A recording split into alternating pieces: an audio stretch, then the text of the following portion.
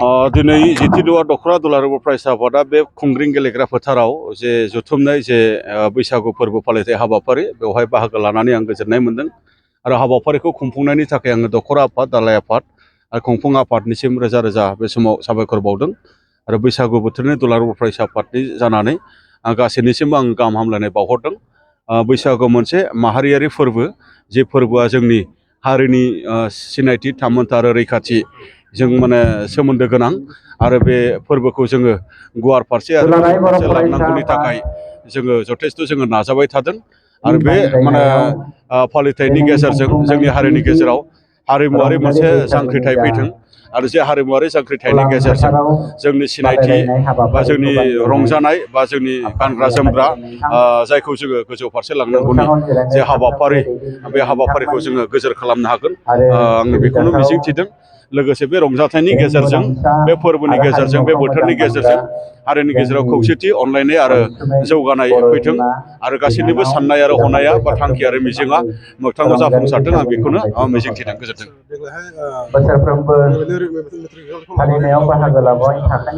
देग्लायनि जिखिनि मेट्रिक माने आनजाद जथेस्थ' जोङो गोजोनग्लायनाय मोन्दों।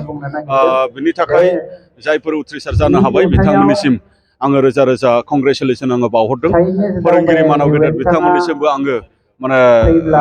कंग्रेसुलेसन आङो बावहरदों आरो साबायखरखौ बावहरदों आरो जाय बिमा बिफाफ्रा गाव गावनि गथ' गथायफोरखौ जोथोन लानानै खस्थ'नि गेजेरजोंब्लाबो दिनै बे आनजादखौ उथ्रिसार खालामनो हाबाय बिनि थाखाय आङो बिथांमोननिसिम आङो रोजा रोजा साबायखर बावदों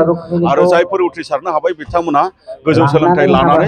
हारिनि आरो हादरनि सुबुं सम्पद जानो हाथों आङो बेखौ मिजिंथिदों। लोगोसे जायफोर माबा मोनसे खारननि थाखाय दिनै उथ्रिसारनो हायाखै बिथांमोना फिन नाजाफिननायनि गेजेरजों फैबाय थानाय समाव गावसोरनि सोलोंथाइ लानाय बा गोजौ सोलोंथाइ लानायखौ बिथांमोनाबो हाफुंथों आं बेखौनो मिजिंथिदों आरो दिनै चिरां जिल्लाया आसामनि गेजेराव मोजांथार मोनसे रिजाल्ट खालामनो हादों जे आसामनि गेजेरावनो गिबि मोनसे मासि आवग्रिनो हानाय जिल्लाफोरनि गेजेराव बेनि थाखाय आङो चिरां जिल्लानि इडुकेसन डिपार्टमेन्टनि माने जायफोर माने दैदेनगिरि बिबानगिरि लोगोसे जोंनि फोरोंगिरि बिथांमोननिसिम आरो जोंनि माहारियारि आफाद माने जायफोर सोलोंथाइखौ लानानै गोख्रोङै खामानि मावदों फारि दुलाराय फरायसा आफाद बा गुबुन गुबुन बिथांमोननिसिमबो आङो रोजा रोजा साबायखर बावदों आरो फोरोंगिरि बिथांमोनजों लोगोसे गार्जेन्सफोरनिसिमबो आङो कंग्रेसुलेसन बावदों आरो बेबायदिनो नाजाथेबनायनि गेजेरजों जोङो सोलोंथाइनि मोनसे जावरिखांनायनि गेजेरजों हारियाव जोङो सुबुं सम्पद हारियाव जोङो गोरों गोरा जोङो दिहुननो हागोन जोंहा बेखौ मिजिंथिदों आरो दुलाराय बर' फरायसा आफादा क्वालिटि इडुकेसन जे मुभमेन्ट जे जोङो थांखि लादों बे क्वालिटि इडुकेसन मुभमेन्टनि गेजेरजों फैबाय थानाय समाव मर माखासे एक्टिभिटिनि गेजेरजों मर माखासे एफेक्टिभ माने एक्टिभिटि खालामनायनि गेजेरजों जोङो मर मोनसे आउटकाम मोजां लाबोनायनि सिन्थाखौ जोङो खालामबाय थादों आरो खामानि मावनो जों अलरेडि स्टार्ट खालामबाय। गोजोन्थों। मोनसे गोजोनथाव खौरां नोंथाङा नोंथांनि न'खौ समायना रमायना जोंख्लाब माख्लाब खालामनो गोसो दं नामा? थारैनो नोंथाङा नोंथांनि न'खौ समायना रमायना साजायनो गोसो दंब्ला नोंथांमोननि थाखाय बिजनेस बेन्स प्रडाक्ट्स कम्पानिया गोजोनथाव खौरां लानानै फैदों। गोदान बोसोर रंजालि बैसागु फोरबोजों लोब्बा लाखिनानै बेन्स प्रडाक्ट्स कम्पानिया नोंथांमोननि थाखाय अफार होनाय जादों। चिरां जिल्ला बेंटल गेट